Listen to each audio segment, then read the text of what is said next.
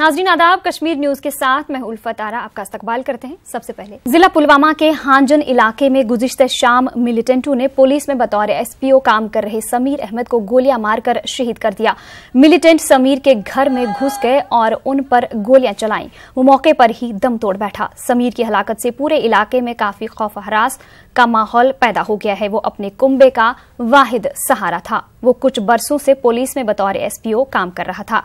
उसकी हलाकत से पूरा कुंबा कसम पुरसी की हालत में है। समीर के वालिद का कहना है कि उन्होंने बंदूक बरदारों से काफी मिन्नतें की, लेकिन उन्होंने एक नहीं सुनी। समीर की हलाकत से पूरे इलाके में मातम बिछ गया है। पुलिस ने इस सिलसिले में केस दर्ज करके तहकीकात शुरू कर दी है। नफर समीर सोकुश यह कोर नबर वटिस वटिस मज द्राय यमो ना कोर मोन बहुत बेगुनाह मे कह गुनाह तुम वन तो तुम सानी बॉय क्या दलील यमो ना दुत बोजन कहें तो अत मुतलिक कर मोज तो बेस पे कोपवर पे कोर फायर अथी वट मजे यह पान पुलिस मज गई 3 वरी यह गोस ये मतलब कश्मीर चलो पे न्यू यमो लाइन पे पुलिस लाइन पे डिस्ट्रिक्ट पुलिस लाइन्स बारामूला में सीआरपीएफ के असिस्टेंट कमांडेंट गुलाम जीलानी खान को खराज अकीदत पेश किया गया। डीआईजी सीआरपीएफ, एसएसपी बारामूला और दीगर अफसरों और जवानों ने शहीद सीआरपीएफ जवान को खराज अकीदत पेश किया। जीलानी खान का ताल्लुक बारामूला के मंजगिरान मकाम से था। वो 31 दिसंबर को झारखंड में मानवाज मुखालिफ ऑपरेशन के दौरान शहीद हुए थे। खूंटी जिला के सिंजानी जंगलात में मानवाजों के खिलाफ कार्रवाई के दौरान जीलानी खान एक बिजली तार की जद में आ गए। बिजली का झटका लगने से वो शदीद तौर पर जख्मी हो गए थे, जिन्हें फौरी तौर पर जिला अस्पताल मुंतकिल किया जा रहा था, लेकिन उसी बीच उन्होंने दम तोड़ दिया। जीलानी खान साल 2014 में सीआरपीएफ में भर्ती हुए थे।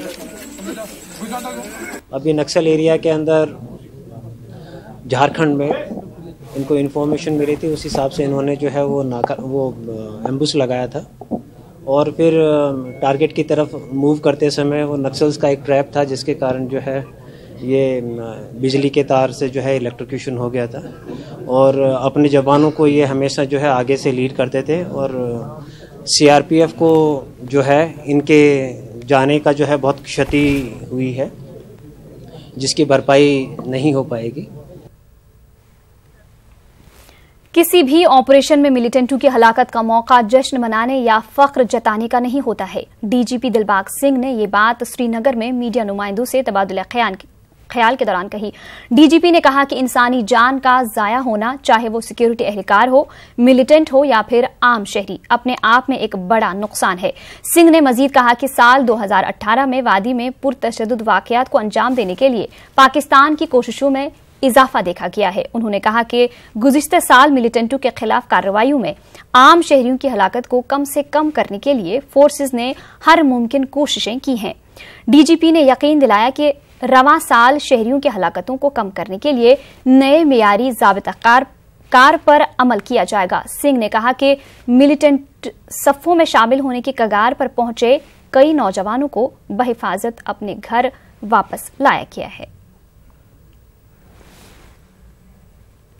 कुल मिलाकर के 18 में हालात लैंड ऑर्डर के फ्रंट पे अच्छे रहे, मगर जो बातें थोड़ी नाखुशगवार लगती हैं, जो दुखद लगती हैं, अगर वायलेंस की तरफ देखें तो नंबर ऑफ वायलेंट इंसिडेंट्स कम नहीं था, पहले के मुकाबले में ज़्यादा था।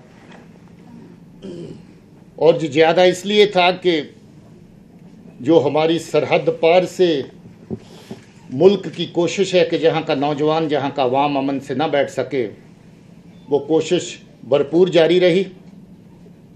जहाँ पर बच्चों को वर्गलाने और मिलिटेंसी के रैंक्स में खींचने का सिलसिला बराबर जारी रहा, वहाँ से धक्का दे करके अपने मिलिटेंट्स को लश्कर तौबा और जैश के नाम पे जहाँ पर भेजने का सिलसिला जारी रहा। बड़ी तादाद में इन्फिल्ट्रेशन भी हुई और बड़ी तादाद में इन्फिल्ट्रेशन बिट जो है उनको फॉइल भी किया गया, उनको नाकामयाब भी किया गया।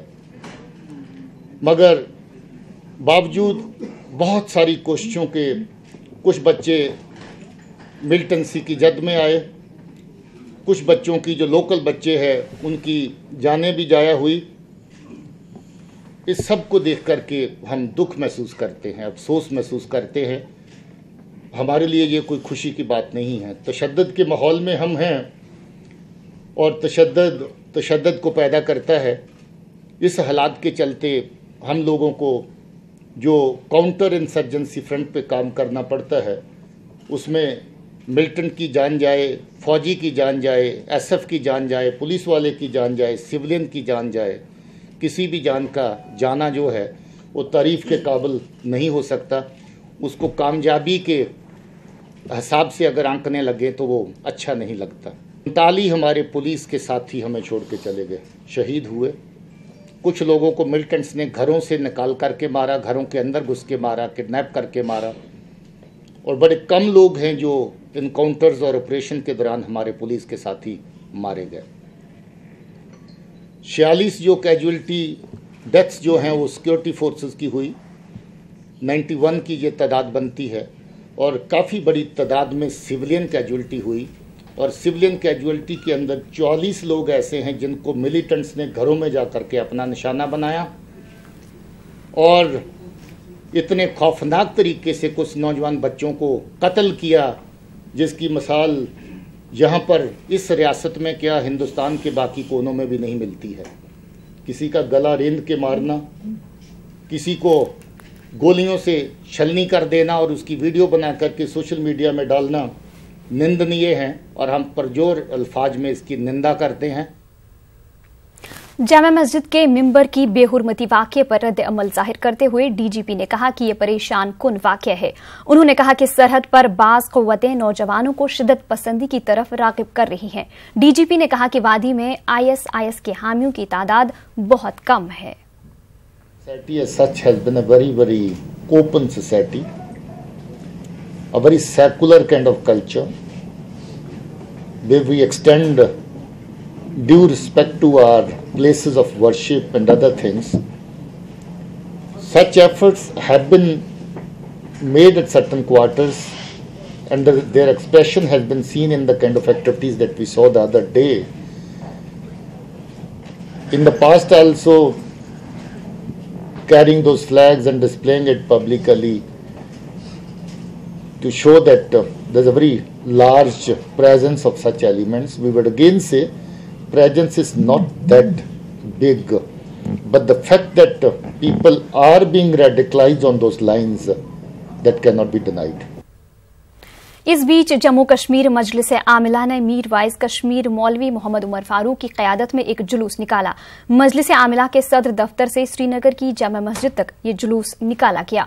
जुम्मे को जामा मस्जिद में पेश आए वाक़े के खिलाफ ये जुलूस निकाला गया। बाद में जामा मस्जिद की सफाई भी अमल में लाई गई। मीर वाइज ने इस मामले की मजम्मत करते हुए कहा कि श्रीनगर की जामा के तक़द्दुस को किसी को भी पामाल करने की इजाजत नहीं दी जाएगी। मीर वाइज ने कहा कि आने वाले जुम्मा को योम मुक़द्दस के तौर पर मनाया जाएगा। उन्होंने कहा कि इस रोज जामा मस्जिद में बड़ा इज्तिमा मुनाकिद होगा, जिसमें मुख्तलिफ तंजीमों के नुमाइंदे मौजूद रहेंगे।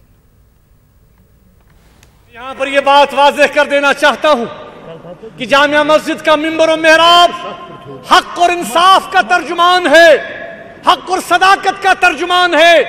आज से नहीं बल्कि पिछले 400 साल की तारीख इस बात की गवाह है कि जामिया मस्जिद का ये मिंबर और मेहराब हमेशा से जहां लोगों की दीनी रहनुमाई करता आया है, मजहबी रहनुमाई करता आया है, काल अल्लाह काल रसूलुल्लाह सल्लल्लाहु अलैहि वसल्लम को बयान करता आया है, कुरान और हदीस की तर्जुमानी करता आया है, वहां पर ये मिंबर और मेहराब यहाँ के आवाम के जो दिलों की धड़कन है, जो इश्यूज हैं, हम ये कहना चाहते हैं कि हम किसी भी सूरत में उन अनासिर को कामयाब नहीं होने देंगे जो हमारी सफ़ों में इंतशार फैलाना चाहते हैं, जो हमारी सफ़ों को कमजोर करना चाहते हैं। कि जुमा का जो प्रोग्राम है यौम तक़द्दुस मना रहे हैं, तमाम लोग, बुजुर्ग, जवान, माएँ, बहनें, तमाम आसपास की मसाजिद से अपील की गई है कि उस दिन जुमा को नमाज न पढ़ी जाए, इज्तिमाई तौर हम सब जामिया मस्जिद में जमा होंगे। हम इस अल्लाह की मुकद्दस मस्जिद, इस मिंबर रसूल के तकद्दुस को किसी को पामाल करने की इजाजत नहीं देंगे इंशाअल्लाह। एडीजीपी मुनीर अहमद खान ने कहा कि हथियार छीनने के वाकयात में लापरवाही के मुर्तकिब पाए जाने वाले पुलिस एहलकारों के खिलाफ मुनासिब कार्रवाई की जाएगी। खान ने हालिया दिनों जवाहर नगर में एक साबिक वजीर के मकान से 4 सर्विस राइफल्स उड़ा लिए जाने के वाक़े पर अपना रद्द अमल जाहिर किया। उन्होंने कहा कि इस केस की तमाम जावियों से जांच की जा रही है। इस वाक़े के बाद एसएसपी सिक्योरिटी मकसूदुल हसन जमा को हेडक्वार्टर के साथ अटैच कर दिया गया है। A case has been registered which is under investigation. When investigation starts, it covers all the aspects of a particular offence. So your question is answered when you say fake certificate and other things. Everything will be investigated thoroughly, and if it comes to fore that the certificate was fake, अभी उसमें हमने ये भी देखना sign उसके हैं किसी और के हैं, ठीक है, जम्मू में बैठ के उसने यहाँ कैसे सर्टिफिकेट इशू की। So everything will be investigated thoroughly, number 1। Number 2, जहाँ तक आपका पहला सवाल कि व्हाई एक्शन वाज इनिशिएटेड, उसमें these are departmental issues and all of you know that security wing is the nodal agency for providing security and PSUs to protected person. उनकी accountability, उनकी हाजिरी, उनकी नेग्लिजेंस, वो सारा काम सिक्योरिटी विंग का देखना है। And if there is lack of supervision at any level, action will be taken. Thank you very much. Sir, what's the breakthrough? That's my first question. The investigation is underway, and we have got some vital clues. We are working on them. वादी कश्मीर में गुज़िश्ता साल पुरतशद्दुद वाक़यात के साथ साथ जराइम के भी कई वाक़यात पेश आए हैं। आईजीपी कश्मीर एसपी पानी ने साल 2018 में रोनमा होने वाले वाक़यात से श्रीनगर में मीडिया को वाकिफ कराया। एसपी पानी ने कहा कि पिछले साल जराइम के 12,946 ताज़ा केस दर्ज किए गए हैं। इनमें से 11,880 केसों को हल कर लिया गया है। उन्होंने कहा कि कत्ल के 97 वाक़यात में से सिर्फ 32 मुकदमात को ही हल किया गया है। मंशियात केसों में श्रीनगर सरफहरिस्त रहा। यहां इस ज़िम्न में 52 केस दर्ज किए गए। करगिल में इस नवियत का सिर्फ 1 केस रिकॉर्ड किया गया। एसपी पानी ने कहा कि गुज़िश्ता साल सड़क हादसात में 272 अफराद हलाक हुए हैं, 2551 जख्मी हुए हैं। तक मर्डर के ताल्लुक है नॉन मिलिटेंसी वाले में, it is almost 97 murder cases were registered, 32 were disposed of, rest are pending. Narcotics में इस साल 312 केसेस रजिस्टर किए गए, उसमें 482 people were arrested. Out of those 482 arrested, 222 cases have been placed for challan. So almost 71% का disposal है narcotics में। इसमें हाइलाइट्स ये है कि एनडीपीएस केसेस सबसे ज़्यादा रजिस्टर्ड किए गए श्रीनगर डिस्ट्रिक्ट में, जिसमें 52 केसेस वर रजिस्टर्ड और 82 people were arrested for NDPS के violation of NDPS act. Pakistani फौज ने पुंछ में एलओसी पर आज भी गोलाबारी की। पाकिस्तान मुसलसल 4 दिनों से फायरबंदी मुआहदे की खिलाफवर्जी कर रहा है।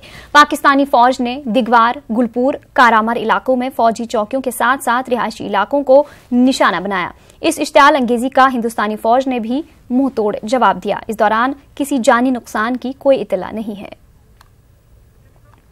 वहीं पुंछ में एलओसी पर पाकिस्तान की जानिब से मुतवातिर फायरबंदी मुआहदे की खिलाफवर्जी की जा रही है। एलओसी पर गोलाबारी से सरहदी इलाकों में रहने वाले लोग बेहद खौफ के आलम में हैं। एलओसी के आसपास के इलाकों में खारी, करमारा, गुलपुर, अजूट, दिगवार, माल्टी और धलान में जब भी फायरिंग होती है तो लोग अपनी जानें बचाने के लिए महफूज मकामात पर मुंतकिल होते हैं। इस दौरान उनका कामकाज शदीद तौर पर मुतासिर होता है। यौमिया उजरत पर काम करने वाले अफराद का मजीद बुरा हाल है। इस कशीदगी की वजह से वो काम पर नहीं जा पा रहे हैं और ऐसे में रोजी रोटी का इंतजाम उनके लिए मुश्किल हो जाता है। वहीं बच्चों की तालीम पर भी बुरा असर पड़ रहा है। मुतासरा अफराद का कहना है कि वो एलओसी पर अमन अमान चाहते हैं। 1 महीने का लगातार फायरिंग होती जा रही है और छोटा फायर जो है वो हमें ज़्यादा नुकसान देता है। बड़े का तो कोई बात नहीं है, लेकिन बड़े में बंदा थोड़ा पता चल जाता है कि बड़ा फायरिंग होता है, हम अंदर बैठ जाएं, लेकिन ऐसी बात ही नहीं है, अचानक से फायर हो जाता है, पता नहीं कैसे होता है। मिलता नहीं, कुछ भी नहीं मिलता, क्या करें। तो बच्चे आते हैं दुकान पर तो वापस चले जाते हैं। क्यों? खैर बहुत होता है पाकिस्तान का, बहुत गोली लगती है, मकानों में लगती है, दुकानों में लगती है, हर चीज में लगती है, हर जगह में लगती है गोली। तो काम खत्म हो गया? टोटल काम खत्म हो जाता है, बंद दुकानें कर देते चले जाते हैं, और क्या करें। तो फायरिंग में काम धंधा जब निकलेगा कोई तो काम धंधा चलेगा, जब बाद में निकलेगा नहीं तो काम धंधा कैसे चलेगा। हमारा कारोबार मजदूर आदमी है, मजदूरी करके तो खाना शाम को कैसे खाएं जब काम बंद है हमारा। यहाँ पाकिस्तान का फायर बहुत बड़ा रहा, तो इस फायर की वजह से हम बहुत बड़े परेशान हैं, और हमारे जो बच्चे स्कूल जाते हैं वो भी परेशान, हम जो कारोबार करते हैं छोटा मोटा उससे भी बहुत परेशान है। जब फायर आता है तो हमको ये दुकानें बंद करके तो भागना पड़ता है।